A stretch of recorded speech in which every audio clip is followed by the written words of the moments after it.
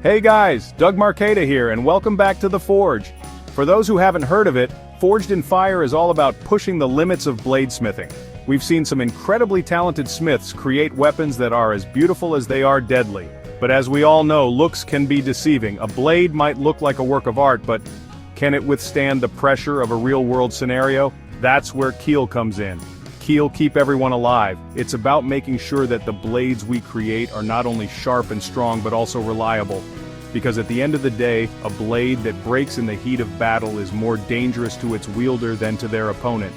So today, we're going to revisit 4 of those blades. We'll break down their designs, analyze their strengths, and understand why they ultimately failed to meet the KEAL standard.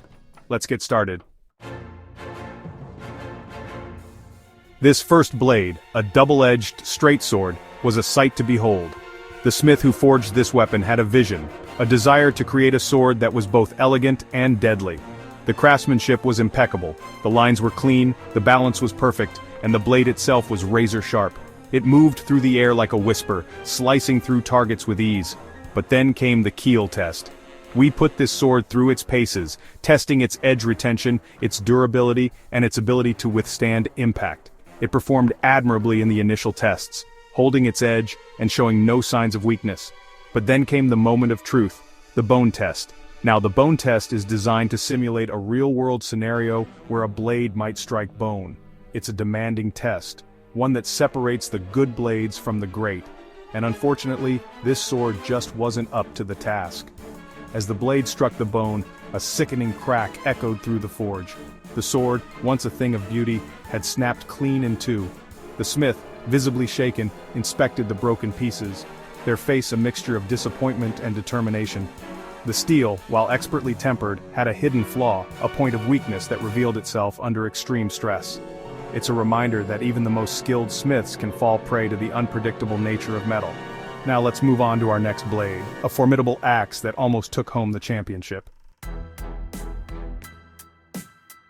Now, this next piece, a bearded axe forged with incredible precision, was a force to be reckoned with. In the hands of a skilled warrior, it could change the tide of battle. The smith who crafted this beast had a clear understanding of weight distribution and power. Every detail was meticulously planned and executed. From the first swing, it was evident that this axe was built for battle. Its balance and heft made it a formidable weapon. It cleaved through targets with devastating force, leaving no doubt about its ability to inflict damage. The power behind each strike was undeniable. The head of the axe was a work of art in itself. The craftsmanship was evident in every curve and edge. The beard, meticulously shaped, flowed seamlessly into the blade, creating a profile that was both elegant and menacing. It was a perfect blend of form and function. The handle, crafted from hardwood, fit perfectly in the hand, providing a secure and comfortable grip. It was designed to absorb shock and reduce fatigue. This axe felt like an extension of the smith's will, a tool designed to conquer any challenge.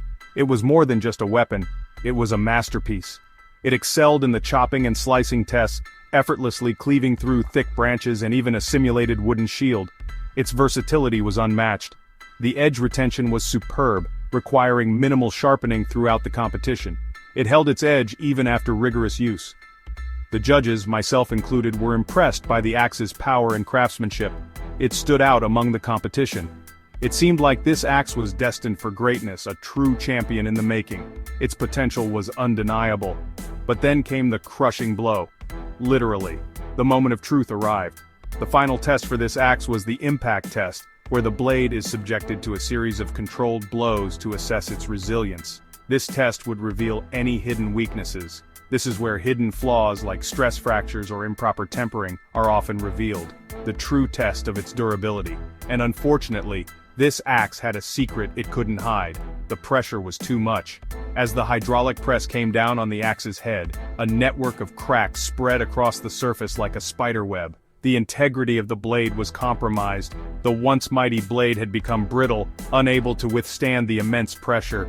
It shattered under the strain. The smith, their face etched with concern, watched as their creation crumbled before their eyes. It was a heartbreaking moment. The culprit? Likely an issue with the tempering process. A small mistake with big consequences. Now let's move on to a blade that was as beautiful as it was deadly, the warped dagger. This next blade, a dagger unlike any I'd seen before, was a testament to the smith's creativity and skill. It stood out not just for its craftsmanship, but for the story it seemed to tell through its very form. It had a unique, almost serpentine curve to its blade, giving it an almost sinister beauty. The curve was not just for aesthetics, it hinted at a deadly purpose, a design meant to inflict maximum damage. The smith, clearly a master of their craft, had managed to forge this complex shape with remarkable precision. Each hammer strike, each fold of the metal, was a testament to years of dedication and expertise. The blade flowed smoothly from the tip to the hilt, its curves hinting at a deadly purpose. It was as if the metal itself had been coaxed into this lethal form, a perfect blend of art and function. The handle, crafted from polished bone, was both beautiful and functional, providing a secure grip even in sweaty conditions. This attention to detail ensured that the weapon was not only deadly, but also reliable in the heat of battle. The guard, intricately carved with a design that resembled a serpent's scales, added to the dagger's menacing aura. It was a small but significant detail that elevated the weapon's overall aesthetic. This was a weapon designed for stealth and precision, a whisper of death in the shadows. Its very presence seemed to command respect and fear. In the initial tests, the dagger performed flawlessly. It sliced through various materials with ease, showcasing its deadly efficiency. Its unique shape allowed for devastating penetration, effortlessly piercing through layers of material. This was a blade that could be trusted to perform under pressure. The edge retention was excellent, maintaining its sharpness even after repeated use. This was crucial for a weapon meant to be both beautiful and functional. The judges were impressed by the dagger's design and performance, praising the smith's ingenuity and craftsmanship. It was clear that this blade was a labor of love, but then came the moment of truth, the KEAL test. This test would push the dagger to its limits, revealing any hidden flaws. For this dagger, the test involved a series of thrusts into a ballistic gel torso, simulating a real-world stabbing scenario. It was a true test of the blade's structural integrity. The goal was to assess the blade's ability to penetrate deeply and cleanly without warping or breaking. This was the ultimate challenge for any weapon. And this is where the dagger, unfortunately, met its demise. Despite its initial success, the true test proved too much. As the smith drove the dagger into the gel, a loud cracking sound echoed through the forge. It was a moment of heartbreak for the craftsman. The blade, unable to withstand the stress of the impact, had warped significantly, its once deadly curve now distorted and useless. It was a stark reminder of the fine line between success and failure in bladesmithing. The issue? The unique curved design, while visually striking and effective for penetration, created a structural weakness in the blade. It was a flaw that could not be overlooked. Despite the setback, the smith remained undeterred, their passion for bladesmithing burning brighter than ever. This failure was just another step on the path to mastery. Now let's move on to our final blade, a katana that promised power and precision. This would be the ultimate test of the smith's skill and determination.